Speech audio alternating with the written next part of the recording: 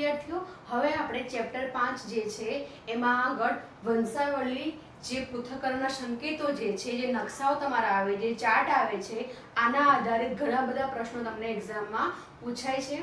પહેલા જ એ ચાર્ટ ભણતા પહેલા, વંશાવળી ચાર્ટ ભણતા પહેલા આપણે જેટલા સંકેતોનો ઉપયોગ થાય છે એની થોડી માહિતી લઈ લઈશું. અહીંયા જોઈએ કે વિવિધ સંકેત દર્શાવવામાં આવેલા છે. આ સંકેતો શું સૂચન કરે છે તે જોઈશું આપણે. પહેલા જોઈ લઈશું કે અહીંયા છે, જો ચોરસ બોક્સ આપ્યું હોય, લંબચોરસ બોક્સ આપ્યું હોય તો જે દર્શાવે છે કે જે તે સામાન્ય પુરુષ, બરાબર છે. જો ગોળ દર્શાવવામાં આવ્યું હોય તો આપણે એને કહીશું સામાન્ય માદા, એટલે કે પુરુષ અને માદા. પુરુષ માટે સ્ક્વેર વાપરીશું, માદા માટે રાઉન્ડ વાપરીશું, બરાબર છે. અને આવું ડાયમંડ શેપનું આપેલું હોય, તમને કીધું હોય કે ડાયમંડ શેપ જે છે તો એમાં કોઈ પણ પ્રકારના લિંગનો ઉલ્લેખ ન કર્યો હોય, એટલે કે તે નર છે કે માદા છે, તમને એના વિશે માહિતી ન આપેલી હોય, માત્ર ડાયમંડ શેપ આપેલો હોય, એનો મતલબ કે શું કહી શકાય કે લિંગનો ઉલ્લેખ કરવામાં આવ્યો નથી. જો તમને કહેવામાં આવ્યું હોય કે માદા છે, તમારે રાઉન્ડ દર્શાવવાનું, એવું કહેવામાં આવે, નર છે તો સ્ક્વેર અથવા તો રેક્ટેંગલ દર્શાવવામાં આવે છે, પરંતુ કોઈ પણ પ્રકારના લિંગનો ઉલ્લેખ ન જ કર્યો હોય કે ભાઈ નર બનશે કે માદા બનશે, ત્યારે તમારે ખાલી માત્ર ડાયમંડ શેપનો ઉપયોગ કરવામાં આવે છે, રાઈટ. અહીંયા જોઈશું કે સ્ક્વેર રેક્ટેંગલ બોક્સ છે, એની અંદર કલર પૂરેલો છે. એનો મતલબ કે જે તે પુરુષ જે છે એ કેવો છે, અસરગ્રસ્ત છે. બીજું કહીએ તો આપણે એને રોગયુક્ત કહી શકાય. જે તે રોગ જે છે એ શું કરે છે, એ પુરુષમાં જોવા મળે છે, એટલે આપણે એની અંદર રંગ દર્શાવ્યો છે. આ જે છે સામાન્ય પુરુષ છે, એમાં કોઈ પણ પ્રકારની રોગની પરિસ્થિતિ જોવા મળતી નથી. અહીંયા શું છે કે જે સ્ક્વેરની અંદર રંગ પૂરીશું, મતલબ કે જે તે પુરુષ જે છે એ રોગયુક્ત છે. એ જ પ્રમાણે માદાની વાત કરવામાં આવે તો કે માદામાં પણ શું આવશે, જો અંદર રંગ પૂરવામાં આવે તો શું કહેવાશે, જે તે માદા જે છે એ કેવી છે, જે તે રોગને દર્શાવે છે, એટલે કે એનામાં એ રોગની હાજરી જોવા મળે છે. એટલે આપણે દર્શાવીશું અહીંયા આગળ રાઉન્ડની અંદર કલર. ડાયમંડ શેપમાં સેમ એવું જ કે જે તે સંતતિ અથવા જે તે જાતિ જે છે એ કેવી હશે, અસરગ્રસ્ત હશે, પરંતુ અહીંયા આગળ કોઈ પણ પ્રકારની જાતિનો ઉલ્લેખ કરવામાં આવતો નથી. આ થઈ ગયું સામાન્ય પુરુષ. પછી સામાન્ય માદા, લિંગનો કોઈ ઉલ્લેખ ના હોય તો ડાયમંડ શેપ. જો સ્ક્વેરની અંદર રંગ ભરી દેવામાં આવે તો જે તે પુરુષ જે છે એ શું દર્શાવે છે, તો કે જે તે પુરુષ જે છે રોગગ્રસ્ત પરિસ્થિતિનું નિર્માણ દર્શાવે છે, બરાબર છે. એક પ્રમાણે માદા જે છે, જો એની અંદર રંગ ભરી દેવામાં આવે તો શું દર્શાવે છે, તે માદા જે છે એ રોગગ્રસ્ત છે, રાઈટ. અહીંયા આવશે જે ડાયમંડ શેપ છે, એમાં આવશે કે કોઈ પણ લિંગનો ઉલ્લેખ ન કર્યો હોય તે જાતિ માટે શું દર્શાવવામાં આવે છે, ડાયમંડ છે. જો એને રંગ ભરવામાં આવે તો જે તે જાતિ જે છે શું દર્શાવે છે, તો કે રોગગ્રસ્ત પરિસ્થિતિનું નિર્માણ કરે છે, રાઈટ. હવે જો આ પ્રમાણે સિમ્બોલ હોય, રેક્ટેંગલ, એને એક જ લાઈન વડે રાઉન્ડ વડે દોરવામાં આવ્યું હોય તો કે નર જે છે એ માદા સાથે પ્રજનન કરી શકે છે, એટલે કે આ બંને પતિ પત્ની હોવા જોઈએ, રાઈટ. આ પતિ આ પત્ની બંને વચ્ચે પ્રજનનની ક્ષમતા ધરાવે છે, રાઈટ. એ જ પ્રમાણે આ નર છે, આ માદા છે, બે વચ્ચે જો બે લાઈન દર્શાવેલી હોય, એનો મતલબ કે કુટુંબના સભ્યો સાથે, એટલે કે નર જે છે એ બહેન હોઈ શકે અથવા તો એની જ જાતિના જે પણ સભ્યો, કુટુંબમાં જે પણ સભ્યો છે એની સાથે પ્રજનનની ક્રિયા દર્શાવતા હોવા જોઈએ. અહીંયા બંને જે જાતિ છે, બંને જે વસ્તુ છે એ એકમેકથી પોતાના કુટુંબના સભ્યો હોતા નથી. તેઓ શું કરે છે, લગ્ન ગ્રંથિથી જોડાય છે. અહીંયા શું છે, કુટુંબના સભ્યો સાથે જ પ્રજનનની ક્રિયા દર્શાવે છે. ટૂંકમાં જેટલા પણ સિમ્બોલ છે તમને આગળ ચાર્ટ બનાવવામાં બહુ મહત્વ રહેશે. આપણે જોઈ લઈશું. અહીંયા છે નર અને માદા પ્રજનન કરે છે, એટલે સંતતિઓ આ પ્રમાણે સાઈડમાં દર્શાવવાની છે. આ છે એમ સંતતિમાં નર સંતતિ, સોરી માદા સંતતિ. અહીંયા લઈશું આપણે માદા. આજે બનશે એટલે કે ગર્લ, છોકરી હશે, રાઈટ. આજે હશે છોકરો હશે, બરાબર. મેં લખ્યું છે કે પિતૃ અને ઉપરની પર દર્શાવવાના છે કે જેમને આ પ્રમાણે લગ્ન ગ્રંથિથી જોડવાના છે.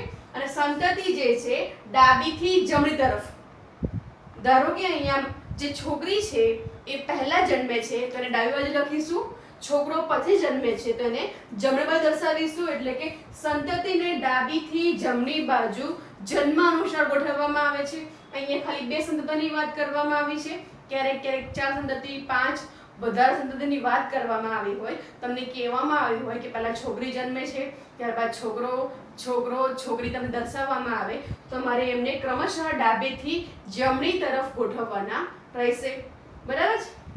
ત્યારબાદ જોઈએ કે અહીંયા જે છે આ નર છે, માદા છે, પ્રજનન દ્વારા 2 સંતતિ બને છે, જે પૈકી જે છોકરી બને છે એ સામાન્ય છે, એમાં રોગની કોઈ પણ પરિસ્થિતિ જોવા મળતી નથી. પરંતુ અહીંયા જે નર બને છે એટલે કે શિશુ જે છે એ છોકરો છે, એની અંદર જે પણ ખામી જોવા મળશે એ પિતૃ રોગથી પ્રભાવિત, એટલે એના પિતૃઓમાંથી એનામાં ઉતરી આવી હશે. કેમ આવું કહી શકાય પિતૃમાંથી? કારણ કે નર છે એટલે XY રંગ ધરાવે છે. બરાબર? એટલે નર માટે Y જે જવાબદાર છે તે ક્યાંથી આવ્યો હશે? પિતામાંથી એનામાં ઉતરી આવે છે. એટલે શું કહી શકાય? પિતૃ રોગથી પ્રભાવિત આ નર શિશુ હશે એમ કહી શકાય. આ ડાયમંડની અંદર આપણે ડાયમંડ દર્શાવ્યું હતું, રાઈટ? જો એની અંદર 5 લખવામાં આવે તો 5 સંતતિ બને છે. ઓકે? જો એની અંદર 3 લખવામાં આવે તો 3 સંતતિ નિર્માણ પામતી હશે. અને જો ડાયમંડની અંદર જો રંગ કરી દેવામાં આવે તો કે 3 સંતતિ કે 5 સંતતિ જે બનતી હશે એ તમામે તમામ રોગયુક્ત હોવી જોઈએ. અહીંયા શું છે? પ્રભાવહીન સામાન્ય સંતાનો છે. અહીંયા સંતાનો કેવા છે? સામાન્ય છે. એમનામાં કોઈ પણ પ્રકારનું રોગની પરિસ્થિતિ જોવા મળતી નથી. ડાયમંડ શેપમાં 5 એટલે 5 સંતાનો ધરાવે છે એવું કહી શકાય. 3 હોય તો 3 સંતાન ધરાવે છે એવું કહી શકાય. અહીંયા જો રાઉન્ડની અંદર ટપકું, રેક્ટેંગલની અંદર ટપકું, ઇટ મીન્સ કે અહીંયા દર્શાવેલું હોય તો કે આ બંનેના જે લિંગી રંગસૂત્ર જે છે એ શું બતાવે છે? વાહકતા, એટલે કે જે તે રોગ માટે જવાબદાર હશે. એટલે જે પણ રોગ થાય છે એ લિંગી રંગસૂત્ર આધારિત હોવો જોઈએ. આ સિમ્બોલ હોય તો લિંગી રંગસૂત્ર વાહક છે એમ કહી શકાય.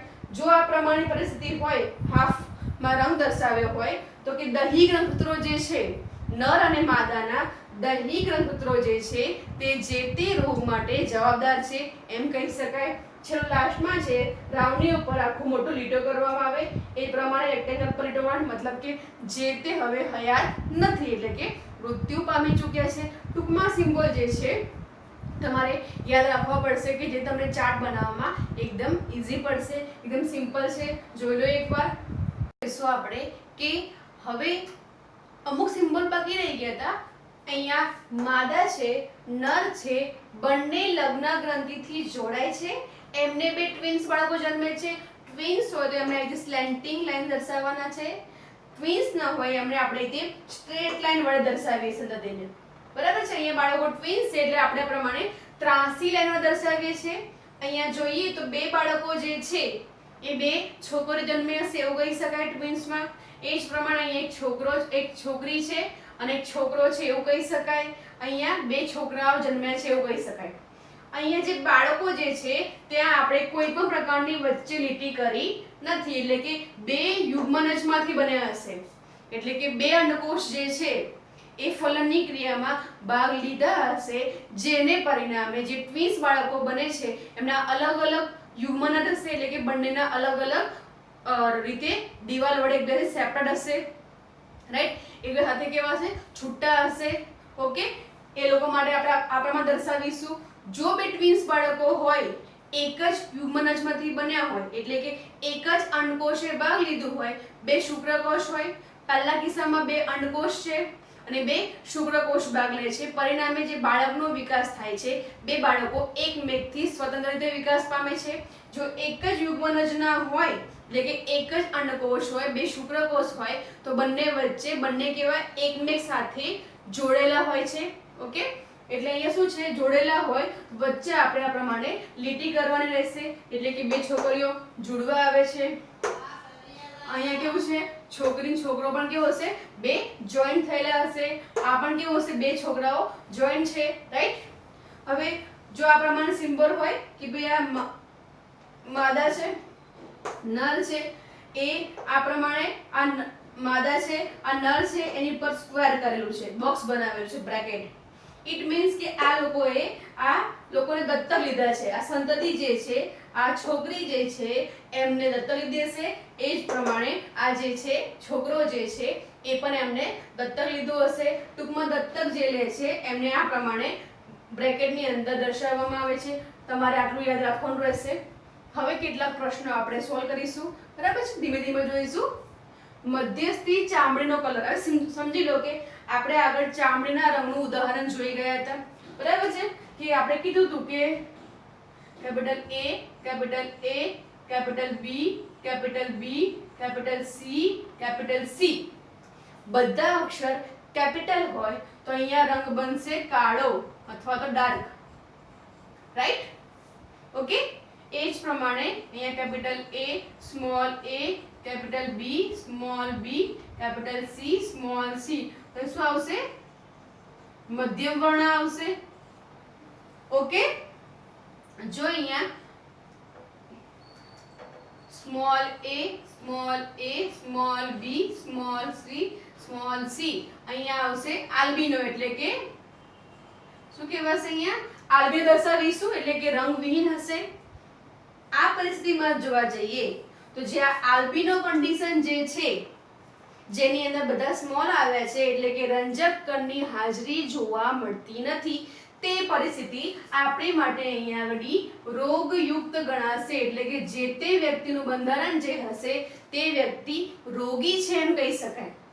ઓકે, ચાર્ટ બનાવવા માટે આપણે 3 સંકેતો નહીં લઈએ, પરંતુ કાળો રંગ છે એની માટે આપણે કેપિટલ A લઈશું, રાઈટ? જેનો મધ્યમ વર્ગ છે એની માટે કેપિટલ A, સ્મોલ a વડે દર્શાવીશું. જે આલ્બિનો છે એની માટે સ્મોલ a વડે આપણે દર્શાવીશું, એટલે કે દઈશું રોગી. ઓકે, હવે બનાવીએ ચાર્ટ આપણે. શું છે કે મધ્યસ્થી ચામડીનો કલર ધરાવતા પુરુષ જે છે આ છે પુરુષ, એનો મધ્યસ્થી કલર છે એટલે આપણે કેપિટલ A, સ્મોલ a દર્શાવીશું અહીંયા આગળ. ઓકે, મધ્યસ્થી છે એટલા માટે. ના લગ્ન આલ્બિનો સ્ત્રી સાથે, અહીંયા છે મધ્યસ્થી રંગ ધરાવતા પુરુષના લગ્ન આલ્બિનો સ્ત્રી સાથે, એટલે આલ્બિનો સ્ત્રી જે હશે અહીંયા સ્મોલ a લખાશે, રાઈટ? આપણે અહીંયા વાત કરી કે જેમાં આ હોય એને આપણે રોગગ્રસ્ત કહીશું. આગળ શીખી ગયા કે જે પણ રોગગ્રસ્ત પરિસ્થિતિ હોય એમાં આપણે રંગ દર્શાવવાનો છે, બરાબર છે? આ પ્રમાણે એને રંગીન કરી દઈશું કે આ સ્ત્રી કેવી છે? રંગવિહીન છે, એટલે કે રોગી છે, કારણ કે અહીંયા રંજક કણની હાજરી નથી, એ પણ એક પ્રકારનો રોગ ગણાશે. ઓકે, અહીંયા જોઈ લીધું આપણે શું છે? સાથે લગ્ન કરવામાં આવે છે. તેમને 3 સંતાનો થયા. એમના 3 સંતાનો બનશે, 1, 2 અને 3. જોઈએ, પ્રથમ બે સંતાન છોકરીઓ બની. મેં કીધું આ 2 થી જવાનું ને, તો છોકરી માટે આ એક છોકરી એમની, આ બીજી છોકરી, અને ત્રીજું સંતાન જે છે એ છોકરો છે, એટલે આપણે અહીંયા બોક્સમાં દર્શાવીશું, રાઈટ? હવે પ્રથમ છોકરીના લગ્ન, આ પ્રથમ છોકરીના લગ્ન મધ્યસ્થી રંગ ધરાવતા, એટલે અહીંયા લખીશું મધ્યસ્થી રંગ ધરાવતા પુરુષ સાથે, એટલે આપણે અહીંયા બંધારણ આપી દીધેલું છે. પુરુષ સાથે કરવામાં આવે. સો હવે મધ્યસ્થી કલર ધરાવતા પુરુષ સાથે કરવામાં આવે તો તેને એક છોકરો અને એક છોકરી છે, એટલે એમને પણ 2 સંતાનો છે. એક છોકરો પહેલા આવે છે, રાઈટ? એટલે છોકરો આપણે દાઈબર બતાવીશું, છોકરી જે છે જમણમાં દર્શાવીશું. છોકરો કેવો છે? આલ્બિનો છે, એટલે અહીંયા આપણે સ્મોલ a દર્શાવીશું, બરાબર છે? લખીશું આલ્બિનો છે તો બધા જ વ્યક્તિના જનીન બંધારણ દર્શાવો. હવે અહીંયા જોઈ લો કે આપણે 1, 2, 3, 4 ના મળી ગયા છે. અહીંયા શું હોઈ શકે? ઓકે, આ છોકરીનું શું હોઈ શકે? અહીંયા વિચારો કે અહીંયા ને કેમ આવું આવ્યું? તો આની પાસે બંધારણ કયું હોવું જોઈએ? 2 સંભાવના હોવી જોઈએ ને, કે સપોઝ આ જે છે આ પ્રમાણે આનો નર છે, રાઈટ? આ નર છે આ બાજુ, તો શું કરીશું? એ કેવી રીતે ક્રોસ કરશે? તો ક્યારે અહીંયા ધારો કે સ્મોલ a સ્મોલ શું હોઈ શકે આ પ્રમાણે મધ્યસ્થ ધારો કે જન્મે, આપણે અહીંયા આલ્બિનો છોકરી આલ્બિનો છે એવું નથી કીધું, એટલે આપણે સ્મોલ એ નહીં વિચારી શકીએ, મધ્યસ્થી રંગ વિચારીએ તો અહીંયા સંતતિ જે બનશે કેપિટલ A બનશે, રાઈટ? પછી કેપિટલ A સ્મોલ a બનશે, રાઈટ? અહીંયા કેપિટલ A સ્મોલ a બનશે, અથવા તો સ્મોલ a એની છોકરી અહીંયા કેવી છે?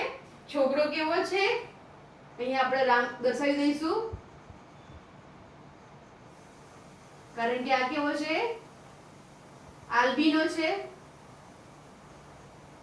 બરાબર છે?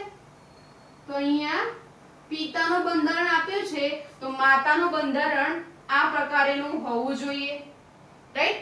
કારણ કે સ્મોલ એ હોત, આલ્બિનો હોત તો આપણે અહીંયા પ્રશ્નમાં કીધેલું જ હોય કે જે છોકરી જે છે તે આલ્બિનો છે, પરંતુ અહીંયા કેવી છે? મધ્યવર્ણીય હશે, એટલે આપણે શું લખી શકીશું? Capital A small a, right? હવે આપણને અહીંયા આલ્બિનો મળી ગયો, તો જે આ છોકરી જે છે એટલે આપણને એક કન્ડિશન મળી ગઈ, રાઈટ? તો આ છોકરી કે સામાન્ય છે, તો કઈ સંભાવના હોવી જોઈએ? 2 હોવી જોઈએ, કાં તો છોકરીનો રંગ કેપિટલ A હોવો જોઈએ, અથવા તો કેપિટલ A સ્મોલ a હોવો જોઈએ, રાઈટ? એટલે આપણને આનું બંધારણ પણ મળી ગયું. હવે આ બંનેનું રહ્યું, ઓકે? તો હવે આ બેની વાત કરવામાં આવે તો કન્ડિશન જોઈશું આપણે, એના માતા પિતા કોણ છે? તો કે capital A small a cross with small a. બીજા જનની તો શું આવશે? Capital A small a, capital A small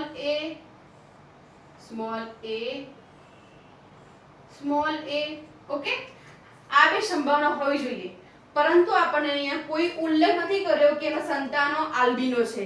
it means કે આપણી પાસે સંભાવના જે છે, આ છોકરીઓ જે છે, છોકરા છે, બધા જે છે એ કેવા છે? મધ્ય રંગના છે. ખ્યાલ આવ્યો?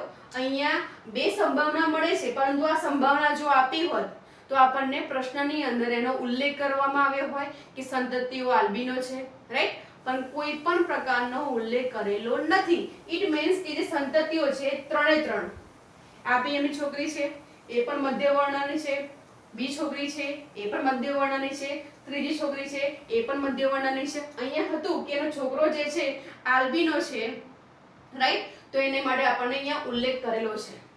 જો આલ્બિનો કન્ડિશન હોય તો આપણને ઉલ્લેખ કરવામાં આવે. એટલે અહીંયા આપણે સ્મોલ a અહીંયા જોયું તો પિતૃઓ જે છે એમની માટે તમારે જન્યો બનાવવાના, જે આપણે આગળ શીખી ચૂક્યા છે. અહીંયા સંભાવના શું હોઈ શકે? આ બે સેમ જ છે, રાઈટ? એટલે કાં તો આ અથવા તો આ હોઈ શકે. એટલે અહીંયા શું આવશે? કેપિટલ A અથવા કેપિટલ A સ્મોલ a, આ બેમાંથી કોઈ કન્ડિશન છોકરીમાં જોવા મળશે. આવા પ્રશ્નો તમને એક્ઝામમાં પૂછાય છે, એકદમ ઈઝી હોય છે, બહુ જ મજા આવે છે, બરાબર? હવે આપણે બધા જ વ્યક્તિઓના જનીન બંધારણ બધાના મળી ગયા. આ થઈ ગયા આપણા જનીન બંધારણ.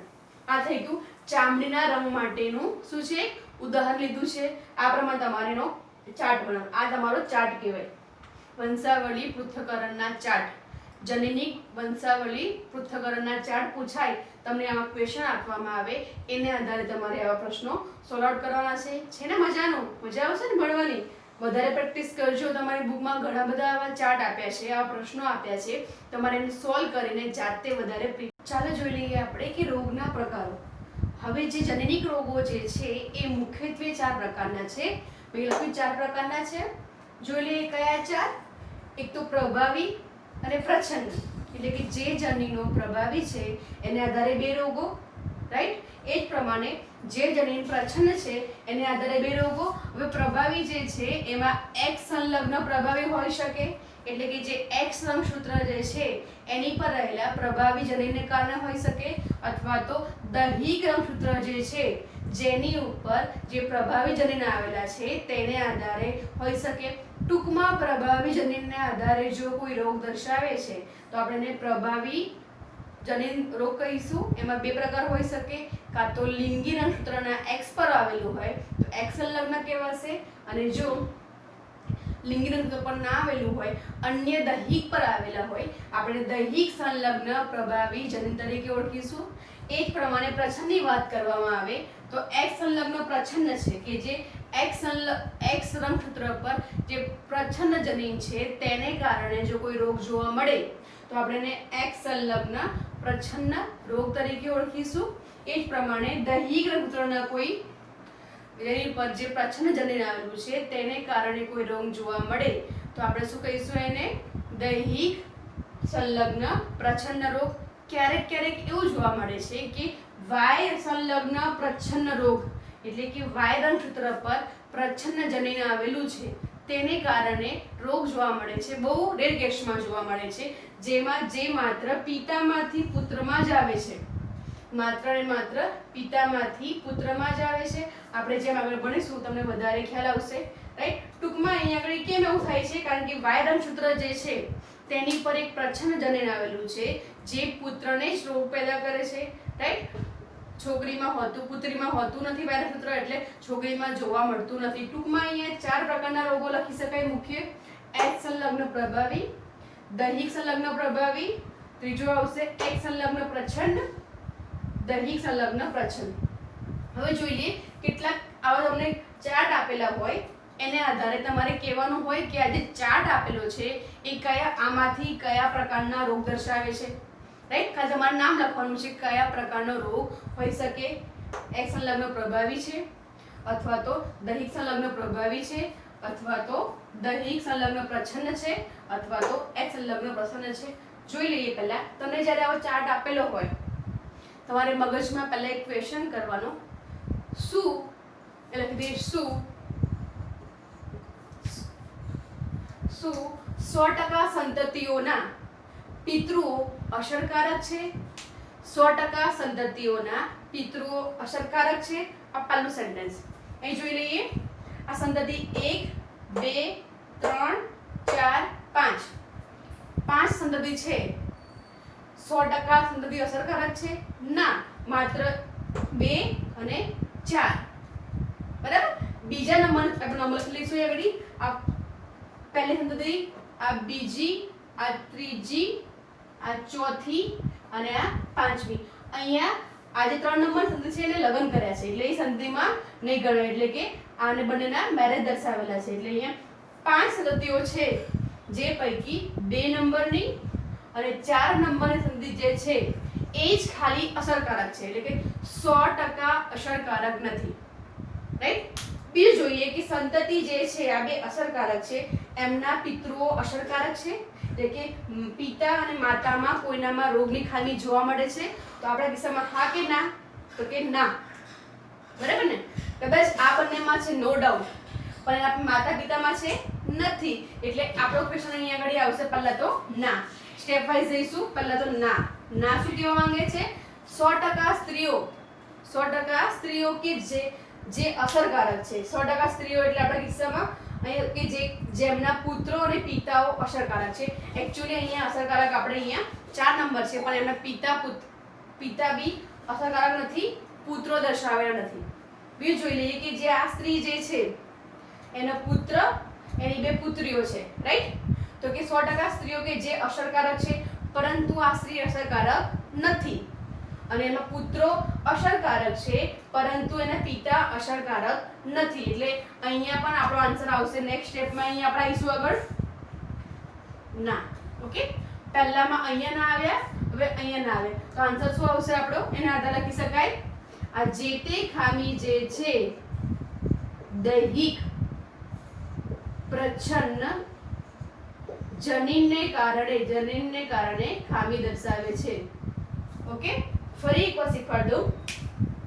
શું 100% સંતતિના પિતૃઓ 100% સંતતિઓના પિતૃઓ અસરકારક છે? પિતૃઓ અસરકારક નથી. માતા પણ નથી, પિતા પણ નથી, બંને સામાન્ય છે. એમના સંતતિમાં બે સંતતિઓ કેવી છે? અસરકારક છે. અહીંયા આપણો ક્વેશ્ચન આવ્યો ના, એટલે આપણે આ બાજુ જોવા જવાનું નથી. ઓકે, અહીંયા ના આવ્યો. હવે 100% સ્ત્રીઓ કે જે અસરકારક છે. આપણા કિસ્સામાં અહીંયા સ્ત્રી એક અસરકારક છે કે જેમના પુત્રો, આના પુત્રો વિશે કોઈ માહિતી આપેલી નથી.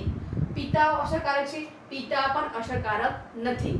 રાઈટ, એટલે આપણે જઈશું અહીંયા આગળ ના પર. ના એટલે શું કહી શકાય? દૈહિક પ્રચ્છન્ન ખામી દર્શાવે છે. એકદમ ઈઝી છે, જસ્ટ લોજિક વાપરવાનું છે, કી તરફ જવાનું છે. તમારે આ જે છે આટલું પોર્શન એ તમારે મોઢે કરવાનું છે. એટલે તમને જે છે એ એકદમ ઈઝી, આ કી પોઈન્ટ કહેવાય. હા તો શું હોઈ શકે? ના તો શું હોઈ શકે? ના છે તો આગળ કયો સ્ટેપ હોઈ શકે? તમને ક્વેશ્ચન પૂછવામાં આવે છે એને અનુરૂપ તમારે જવાબ આપવાના હોય છે. એટલે આ જે ખામી જે છે દૈહિક પ્રચ્છન્ન જનીનને કારણે જોવા મળે છે. નંબર 2 જોઈશું આપણે. બરાબર છે. ફરી ક્વેશ્ચન, શું 100% સંતતિઓના પિતૃઓ અસરકારક છે? અહીંયા જોઈએ તો કે હા, આના પિતૃ જે પિતા જે છે અસરકારક છે. રાઈટ, એટલે કે આ સંતતિ જે છે, ઓકે, આ એક છોકરી અસરકારક છે, આ છોકરો છે. એટલે કે આ જે પેરેન્ટ્સ જે છે એમના 3 સંતાનો છે, જે પૈકી છોકરો અને છોકરી જે છે અસરકારક છે, એક છોકરો જે છે અસરકારક નથી. આપણા કિસ્સામાં શું છે કે શું 100% સંતતિઓના પિતૃઓ અસરકારક છે? પિતૃઓ અસરકારક બંને નથી. રાઈટ, બંને નથી, પરંતુ એક જ છે. એટલે અહીંયા પણ આપણો આન્સર આવશે ના. એટલે પહેલા ના તરફ જઈશું આપણે. ઓકે, અને 100% સંતતિઓ અસરકારક નથી. ઓકે, પછી 100% અસરકારક પુરુષો. એટલે અહીંયા પુરુષ આપણી આ એક વાત થઈ કે જેમની માતા અને પુત્રી. તો જવાબમાં શું આવશે? ના. ખ્યાલ આવ્યો? અહીં શું છે કે સોરી 100% સ્ત્રીઓ, 100% સ્ત્રીઓ એટલે આ સ્ત્રી થઈ આપણી કે જે અસરકારક છે. આ સ્ત્રી જે અસરકારક છે, જેમના પિતાઓ, તો કે એના પિતા અસરકારક છે. રાઈટ, એમના પુત્રો, તો કે એમના પુત્રો જે છે એ અસરકારક નથી, પરંતુ પિતા કેવા છે? અસરકારક છે. ઇટ મીન્સ કે અહીંયા જવાબ આપણો આવશે હવે હા. ખ્યાલ આવ્યો? પહેલા શું હતું કે ના, શું હતું કે 100% સ્ત્રીઓ કે જે બંને શું છે એમના પિતૃઓ જે છે અસરકારક નથી, એટલે ના લીધું આપણે. પરંતુ અહીંયા જે સ્ત્રી જે છે એના પિતા જે છે એ અસરકારક છે, પુત્ર નથી, એટલે આપણે અહીંયા જવાબ લઈશું હા. એટલે આ જે ખામી જે છે એને આપણે કહીશું X સંલગ્ન શું આવશે? પ્રચ્છન્ન જનીનિક ખામી. ખ્યાલ આવ્યો? સિમ્પલ છે. બરાબર છે. ત્રીજો ચાર્ટ જોઈ લઈશું. તો કે ફરીથી શું 100% સંતતિના પિતૃઓ અસરકારક છે? એકચ્યુઅલી આમાં પહેલા જોઈ લેવાનું કે પિતા છે, આ પુત્ર છે. તમને કીધું કે વાય સંબંધિત જે હોય, અહીંયા પિતા છે, પુત્ર છે, એટલે પિતામાંથી પુત્રમાં. અહીંયા 2 પુત્ર છે, એક પુત્રી છે, પરંતુ પિતામાંથી પુત્રમાં જે ખામી દર્શાવાય આપણે એને કહીશું વાય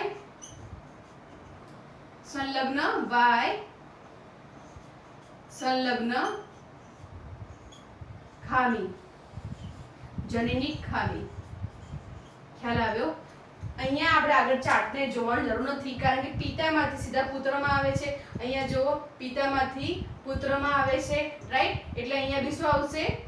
વાય સંબંધિત બી કહી શકાશે. બરાબર, અહીંયા 2 પ્રકારનું આવશે. એક તો વાય સંબંધિત કહેવાશે. રાઈટ, અહીંયા શું આવશે હવે જોઈએ તો કે 100% પિતૃઓ જે અસરકારક છે. બરાબર છે. તો શું આવશે કે 100% પિતૃઓ જે અસરકારક છે, બંને પિતૃઓ નથી, બંને પિતૃઓ નથી. એટલે આપણે આન્સર આવશે અહીંયા આગળ પહેલા ના. પછી શું છે? નામાં જોઈએ તો 100% સ્ત્રીઓ. આ સ્ત્રીઓ જે છે આમાં એક પણ સ્ત્રી પ્રભાવિત નથી. એકચ્યુઅલી આ તો લગ્ન કરે છે છોકરી, પ્રભાવિત છે. એટલે અહીંયા બીજો આન્સર આપણો આવશે ના. એટલે આન્સરમાં શું આવશે? દૈહિક પ્રચ્છન્ન ખામી. આ થઈ ગયો આપણો આન્સર. ટૂંકમાં તમને કોઈ પણ પ્રકારે આવા ચાર્ટ પૂછાય તમારે ચાર્ટ બનાવીને આન્સર તમે આનો આપી શકો છો. એકદમ ઇઝી છે. તમારે આપને કીને ફોલો કરવાની છે. કોનામાં શું લખવાનું છે, શું જવાબ આવશે, તો તમને એને વધારે ઇઝીથી તમે એને સમજી શકશો.